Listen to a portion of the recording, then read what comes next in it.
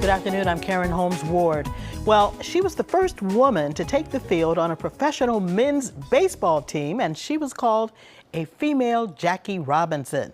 The new play called Toni Stone tells the story of that trailblazing player, and it's about to make its Boston debut at the Huntington Theater. Joining us now is playwright and director Lydia R. Diamond, and the Huntington's artistic director, Loretta Greca, who's been in that position for almost 2 years now. So Lydia, the play is based on a book called Curveball, the remarkable story of Toni Stone by Western Mass journalist and author Martha Ackman. Set up the story for us by telling us a little bit about Toni Stone's early life. Toni Stone grew up in the Twin Cities to a family that had their own business and a sort of thriving community.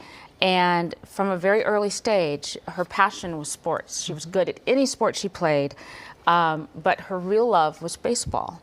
And so as early as grade school, she was playing on the boys' team at their parish, at their church, and then grew up to continue to be able to play on a professional level.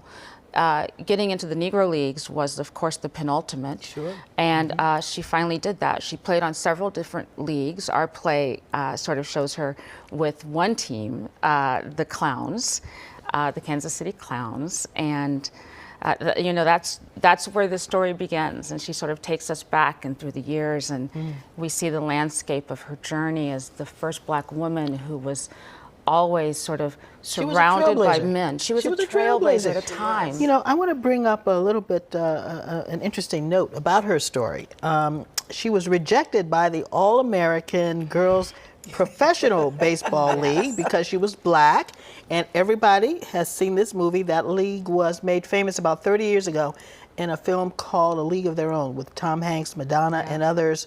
How did that exclusion cause her to create her own set of rules? Well, you know, there's no crying in baseball, and there's a little scene in the movie where you see two Black women sort of looking in at the women playing. It was not integrated, and I wouldn't say she was defined by what she couldn't do, but certainly it helped her reach sort of toward playing professionally with men because there wasn't any other way for her to do it. Yeah. And I think what was nice about that was those leagues made the women wear pretty little dresses. They always had bruises on their legs. Yes. Well, Toni Stone got to dress like a man, and so she could play as hard as the men played. I'm going to come to Loretta in 1 second. I have Lydia, one more question for you. Please. Now, you said Toni played alongside some of the biggest names in baseball. She played alongside Willie Mays, Ernie Banks, Satchel Paige.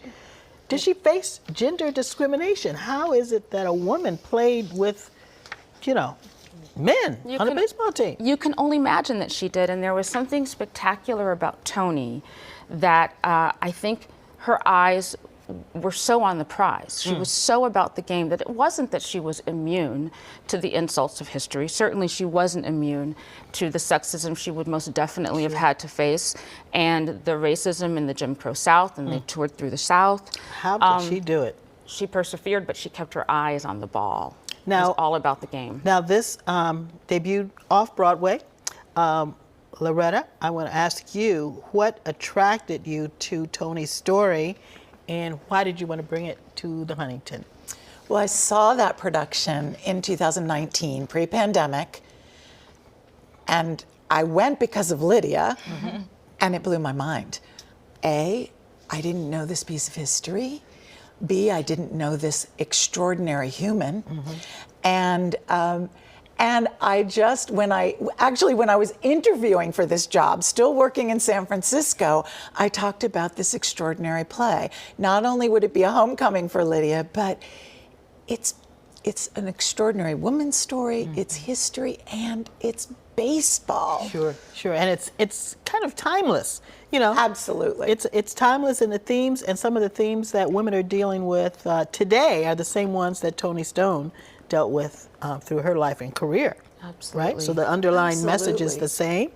So Loretta, the Huntington has produced over 100 New England, American, or world premieres since its founding in 1982. Huntington Theater has won a Tony Award for regional theater, but you're bringing a new vision, a new era to the Huntington.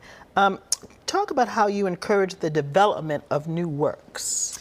Yeah, I mean, I think that, you know, we're here to lead and to help prod the culture forward, right? And so we have to innovate, and giving artists a home to write, as we did for Lydia way back when, is essential, you know? And so really throwing our faith in writers. I mean, Kimberly Bellflower is a perfect example with John Proctor as the villain, is just really giving the resources so that great stories, and to my mind, big stories with big ideas, can come to light, and we can learn more about ourselves and the human condition, and hopefully leave a little bit different than we came in. And the Huntington has had a very interesting season with some very new works that were very well received in the city of Boston. You want to tell us about We've had a really good season, Yes. and I think part of it is that I really do believe, like, this is an inflection point, right? Is that we're restoring our audiences, we're gaining new audiences, and I think that it's a moment where people want to have big stories, to wrestle with big ideas. So we started with Prayer for the French Republic, Joshua Harmon's big play, and went on and did Band's Visit, with a lot of new things in between, The Heart Sellers, Lloyd Suh's new play. And in a lot of them, they've also put women front and center, which is something I think we can't get enough of. I am so looking forward to seeing Toni Stone, Loretta, and Lydia. Thanks for joining us. You know, we talked about you being playwright in residence. I know the Huntington Gala is coming up soon. We're going to see Toni Stone at the Huntington Theater from May 17th through June 16th. And you are going to be an encore honoree at the upcoming Huntington Spotlight Gala, which happens on May 6th at the Cyclorama at the Boston Center for the Arts. Congratulations. Thank you. It's nice to be home. Yes, it is. It's nice to have you back. Loretta and Lydia, thank you so much.